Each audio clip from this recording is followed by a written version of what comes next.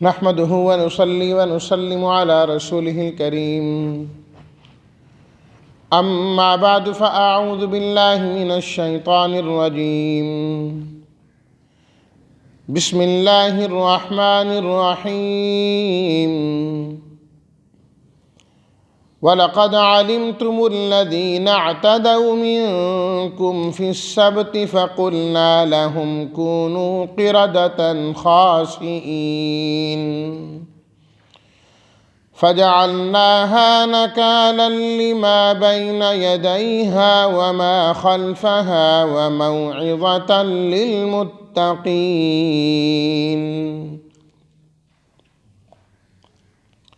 صدق اللہ مولانا العظیم اللہم صلی علی سیدنا و مولانا محمد وعلی آل سیدنا و مولانا محمد وبارک وسلم۔ اور البتہ تحقیق تم جانتے ہو ان لوگوں کو جنہوں نے تم میں سے زیادتی کی تھی ہفتے کے دن کے حکم کے متعلق، پس ہم نے ان سے کہا کونوا قرادۃ، ہو جاؤ تم بندر ذلیل۔ پس ہم نے بنا دیا اس قصے کو عبرت کا ذریعہ ان لوگوں کے لیے جو زمانے میں موجود تھے، اور ان کے لیے ما خلفہا جو پیچھے آنے والے تھے، اور اس واقعے کو ہم نے نصیحت کا ذریعہ بنایا متقین کے لیے، تقوی والے لوگوں کے لیے۔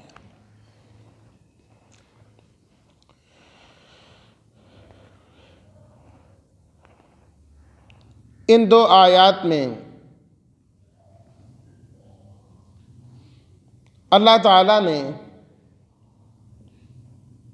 بنی اسرائیل کی ایک اور خرابی کو بیان کیا، وہ یہ کہ حیلہ سازی سے بہت ساری حرام چیزوں کو وہ حلال سمجھ لیتے تھے کہ ایک چیز حرام ہے، اس میں ایسے ہیلے کیے، گڑبڑ کی دی، اب یہ ہمارے لیے حلال ہے۔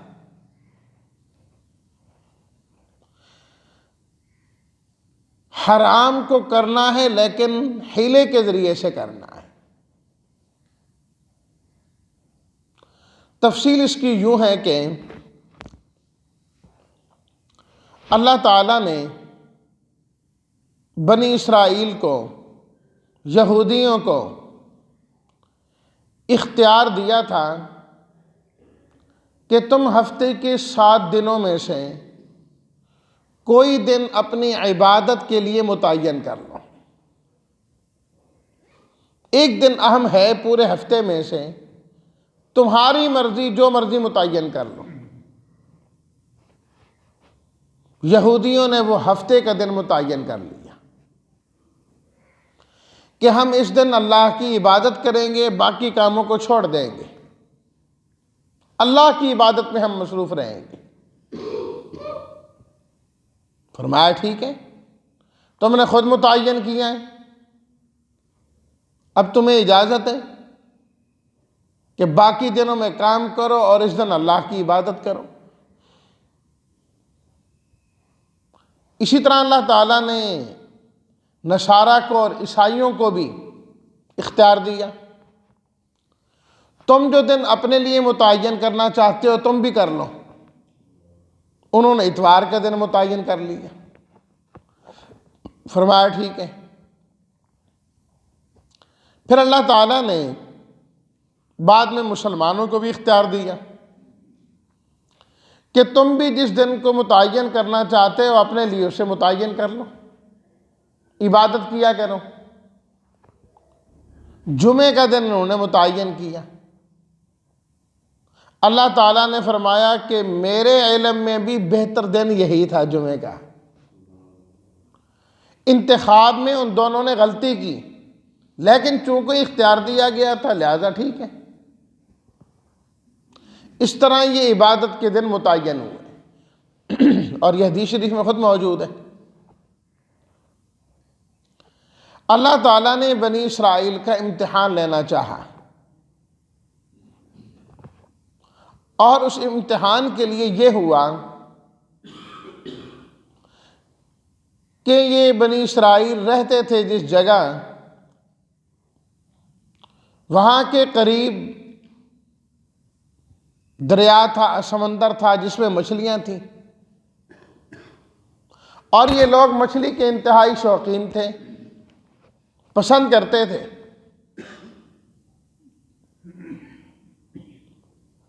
جب ان کی عبادت کا دن آتا، ہفتے کا دن، شکار یہ کر نہیں سکتے تھے، اللہ تعالیٰ نے منع کر دیا کہ تم شکار نہیں کر سکتے ہفتے والے دن، بس چپ کر کے عبادت میں رہو، اس طرف نہیں آنا۔ اللہ تعالیٰ ان مچھلیوں سب کو اوپر اوپر بھیج دیتے، پانی کے اوپر اوپر گھوم رہی ہوتی وہ، اور ان کو نظر آتی کہ یار مچھلیاں ہیں بڑی اچھی اچھی، موٹی تازی۔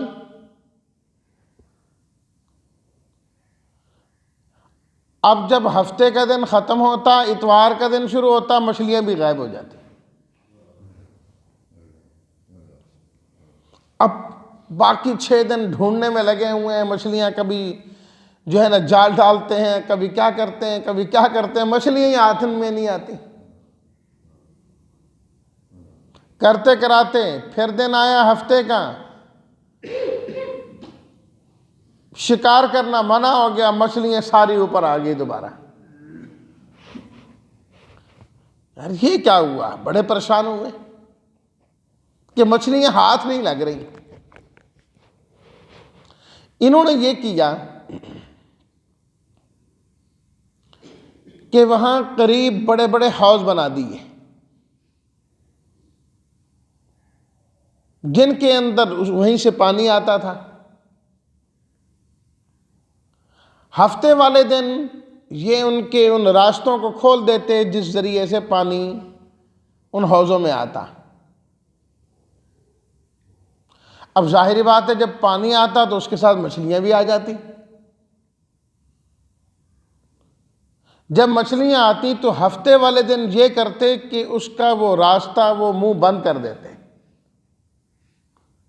آ تو گئی ہیں پر واپس نہ جا سکیں، بس اس کے بعد کچھ نہیں کرتے تھے، اپنے کام میں مصروف رہے۔ جب عبادت کا دن گزر جاتا تھا تو آ کر مچھلیاں پکڑنا شروع کر دیتے تھے۔ یہ کام انہوں نے کیا۔ کذالک نبلوہم، اللہ تعالیٰ فرماتے ہیں ہم نے ان کا امتحان لیا، امتحان لیا گیا ان سے۔ اب جب بہت سارے لوگ یہ کام کر رہے تھے تو بہت سارے وہ بھی تھے جنہوں نے روکا ان کو کہ یہ کام نہ کرو تم۔ جب تم نے ان کا راستہ بند کر لیا تو تم نے تو مچھلیاں پکڑ لی نا، یہ تو پھر وہی حرام کام ہے جسے تم کر رہے ہو، یہ بات ٹھیک نہیں ہے۔ یہ زمانہ تھا حضرت داؤد علیہ الصلاۃ والتسلیمات کا، سمجھایا گیا انہیں خوب، لیکن ان کی سمجھ میں یہ بات نہ آئی، اور ایک عرصے تک وہ لوگ اسی کام میں مبتلا رہے۔ جو ان کا ساتھ نہیں دے رہے تھے وہ ان کو مسلسل روکتے رہے، روکتے رہے، روکتے رہے۔ پھر جو روکنے والے ہیں ان کی بھی 2 جماعتیں ہوں گی۔ بعض نے تو روکنا چھوڑ دیا، انہوں نے کہا بھی ہم نے تو ان کو کہہ دیا ہے، سمجھا دیا، ان کی مرضی مانے نہ مانے ہمیں کوئی نہیں ہے۔ لیکن بعض لوگ آخر تک سمجھاتے رہے، اور وہ کہتے تھے کہ ہم تو اللہ کے ہاں سرخرو ہونا چاہتے ہیں، ہماری ذمہ داری ہے کہ اچھی بات کی تلقین کرتے رہیں اور بری بات سے روکتے رہیں، ہم کر رہے ہیں، آگے مانے نہ مانے ان کی مرضی۔ اللہ اکبر۔ اللہ رب العزت نے ان کا تذکرہ اس آیت میں فرمایا۔ فرمایا وَلَقَدْ عَلِمْتُمْ، تحقیق تم جانتے ہو، الَّذِينَ اعْتَدَوْا مِنْكُمْ فِي السَّبْتِ، تمہیں میں سے وہ لوگ تھے جنہوں نے فی السبت، ہفتے کے دن میں زیادتی کی تھی۔ سبت ہفتے کے دن کو کہا جاتا ہے۔ ہفتے کے دن کے متعلق جو حکم تھا نا، اس کے بارے میں انہوں نے زیادتی کی، یعنی اللہ کے حکم کو نہیں مانا۔ اب کیا ہوا اللہ کی طرف سے انجام؟ فَقُلْنَا لَهُمْ كُونُوا قِرَادَةً خَاسِئِينَ، قرادہ کہتے ہیں بندر کو۔ تو فرمایا کہ ہم نے حکم دیا اور ان تمام کو بندر بنا دیا گیا، خاشعین، ذلیل اور رسوا کر دیا گیا انہیں سب لوگوں کے سامنے، ذلیل اور رسوا ہو گئے وہ۔ اللہ اکبر۔ اور سورہ اعراف میں اللہ تعالیٰ نے اسی کا تذکرہ کرتے ہوئے فرمایا انجینا الذین ینہون عن السوء، ہم نے نجات دی تھی ان کو جو برائی سے روکا کرتے تھے، جو روکتے رہے نا ہم نے ان کو نجات دی، اور جو برائی کرتے تھے ان پر عذاب آ گیا، بندر بنا دیے گئے۔ اور چھٹے سپارے میں اللہ تعالیٰ نے فرمایا ہم نے ان میں سے بعض کو بندر بنایا اور بعض کو خنزیر بنا دیا۔ وَجَعَلَ مِنْهُمُ الْقِرَادَةَ وَالْخَنَازِيرَ، خنازیر بھی اللہ تعالیٰ نے فرمایا۔ لکھا ہے مفسرین کرام نے کہ جو جوان تھے نا ان کو خنزیر بنا دیا گیا، اور جو بوڑھے تھے انہیں بندر بنا دیا گیا، بندر بن گئے وہ۔ اللہ اکبر۔ اور جو ان کو سمجھانے والے تھے انہوں نے اپنے آپ کو الگ تھلگ کر لیا ان سے کہ بھئی ہمارا تم سے کوئی تعلق نہیں ہے، تم مسلسل اللہ کی نافرمانی کیے جا رہے ہیں، باوجود سمجھانے کے بھی۔ تو طریقہ بھی یہی ہے کہ برے کو سمجھاتے ضرور رہو، اگر وہ نہیں سمجھ رہا ہے تو پھر طریقہ کیا ہے کہ ہمارا تعلق اس کے ساتھ نہیں ہونا چاہیے۔ دیکھیں نا وطروں کے اندر جو دعائے قنوت پڑھتے ہیں اس میں یہی ہے نا وَنَخْلَعُ وَنَتْرُكُ مَنْ يَفْجُرُ، اے اللہ جو تیرا نافرمان ہے ہم اسے چھوڑتے ہیں، علیحدہ ہوتے، ہمارا تیرے نافرمانوں سے کوئی تعلق نہیں ہے، یا اللہ ہم تو تیری فرما برداری کرنے والے۔ وہ صبح اٹھیں اور دیکھا کہ اس طرف سے آوازیں نہیں آ رہی، کہ آدمی اٹھتا ہے آتا جاتا ہے، یہ وہ آوازیں ختم ہوگی، کیا وجہ ہے؟ جو الگ تھلگ تھے۔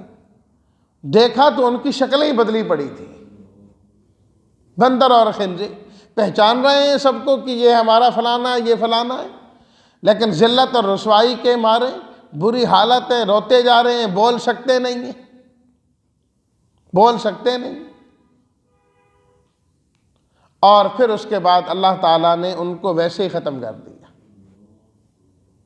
موت طاری کر دی گئی ان پر، وہ کچھ زندہ نہیں رہے۔ بہت سارے لوگ یہ سمجھتے ہیں نا کہ شاید ان کی آگے پھر نسل چلی، وہ اس طرح بندر اور خنزیر آ رہے ہیں، وہ انسان بگڑے ہوئے۔ ایسی کوئی بات نہیں، احادیث میں اس کی تردید فرمائی گئی ہے، مسلم شریف میں روایت موجود ہے کہ نبی کریم صلی اللہ علیہ وسلم سے پوچھا گیا کہ یہ وہ مسخ شدہ یہودی ہیں جو نظر آتے ہیں بندر وغیرہ؟ آپ نے فرمایا نہیں، 3 دن کے بعد ان تمام کو ختم کر دیا گیا، ان کی نسل آگے ہرگز جاری نہیں ہوئی۔ یہ مستقل مخلوق ہے جو اللہ تعالیٰ نے بندر بنائے، خنزیر بنائے، نہ انسان کو بندروں سے بنایا، نہ بندر آگے جو ہے نہ انسان بنے کے چلتے آ رہے ہیں۔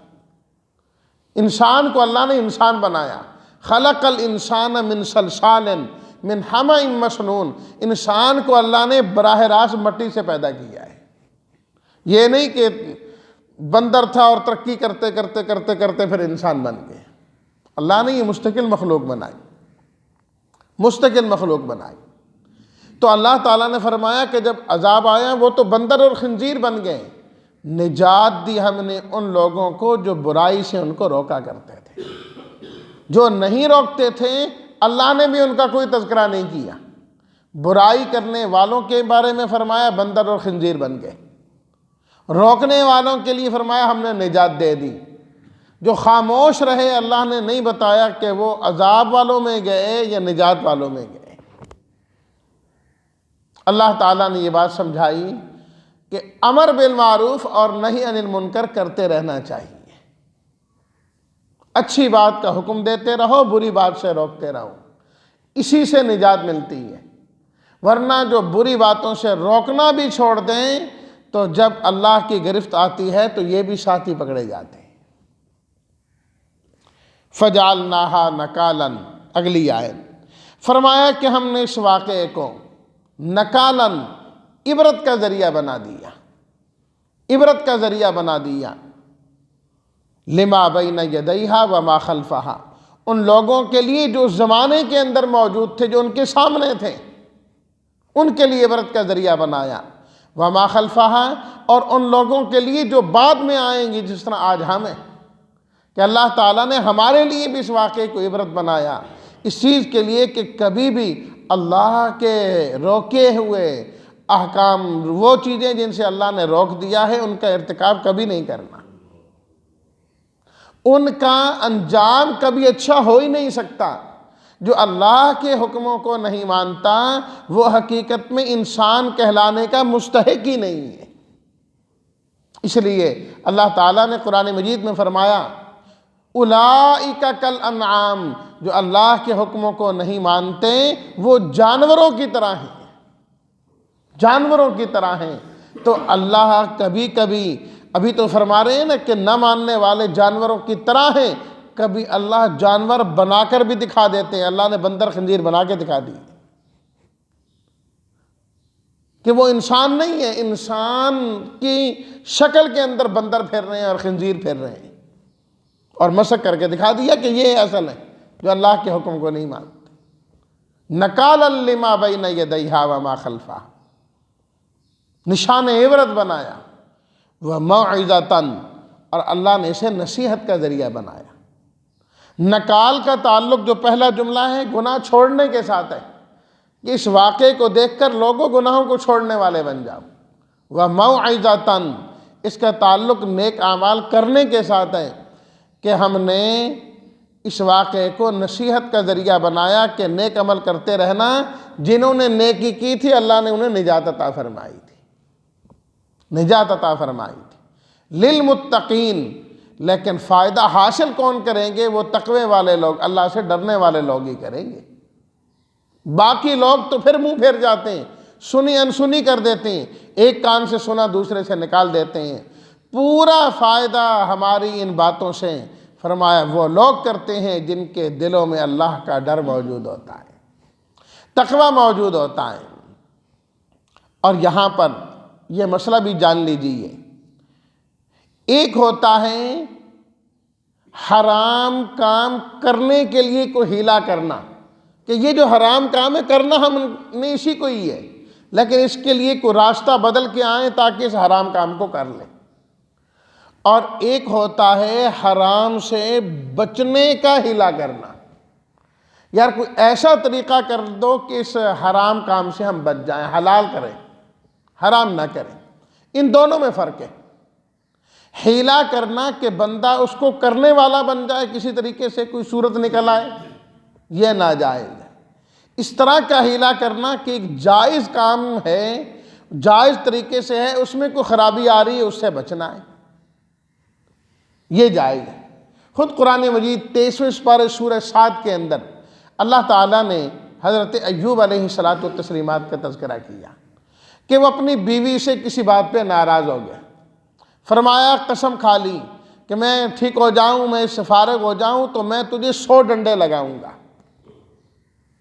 اب قسم کھا بیٹھے، ماروں گا۔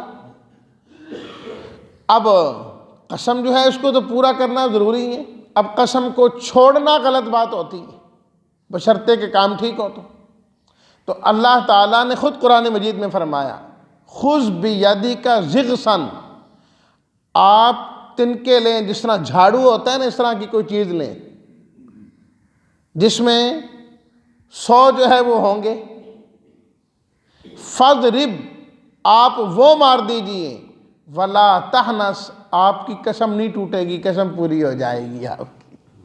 یہ اللہ تعالیٰ نے خود قرآن مجید میں سکھایا ہے 23ویں سپارے میں۔ اسی طرح حدیث میں آتا ہے کہ نبی کریم صلی اللہ علیہ وسلم کی خدمت میں حضرت بلال رضی اللہ تعالیٰ عنہ اور کچھ لوگ بڑی عمدہ کھجوریں خیبر کے لے کے آئے۔ آپ نے فرمایا کہ خیبر کی ساری کھجوریں ایسی ہوتی ہیں؟ کہا ایسی تو نہیں ہوتی۔ اچھا، کم ہوتی ہیں؟ ہاں بالکل، ردی بھی ہوتی ہیں، عمدہ اور بہتر بھی ہوتی ہیں۔ تو تم کیا کرتے ہیں لیتے دیتے ہوئے؟ کہا کہ ہم یہ کرتے ہیں کہ جو عمدہ ہوتی ہیں وہ تھوڑی اور جو دوسری ہوتی ہیں وہ زیادہ دے دیتے ہیں۔ مثال کے طور پر عمدہ 1 کلو اور جو ردی ہیں وہ 2 کلو، اس طرح ہم آپس میں تبادلہ کرتے ہیں۔ آپ نے فرمایا عین الربا، یہ تو عین سود ہے، یہ تو جائز ہی نہیں، تو سود کا کام ہے۔ ایک ہی چیز ہم جنس ہوں، ایک جیسی ہوں تو اس میں کمی بیشی نہیں ہوتی۔ اچھا، یہ تو پھر ہم کیا کریں؟ آپ علیہ الصلوۃ والتسلیمات نے فرمایا کہ تم ان کو آپس میں بدلے میں نہ بیچا کرو۔ اس گندم کو جو عمدہ ہے کسی اور چیز کے ساتھ بیچو، اور یہ جو کھجوریں ہیں اور اس کو کسی اور چیز کے ساتھ بیچو۔ مثال کے طور پر یہ جو کھجوریں ہیں عمدہ قسم کی، اعلیٰ قسم کی، اس کو بیچ لو اور اس کے بدلے میں گندم لے لو۔ چیزیں الگ الگ ہو گئی نا۔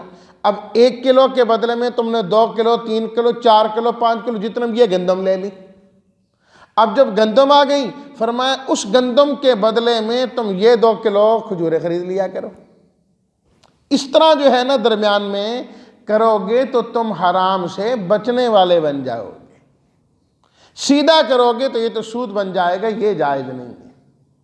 تو یہ حرام کام سے بچنے کے لیے تاکہ جائز ہو جائے، اس قسم کے حیلے قرآن و سنت میں خود ثابت ہے۔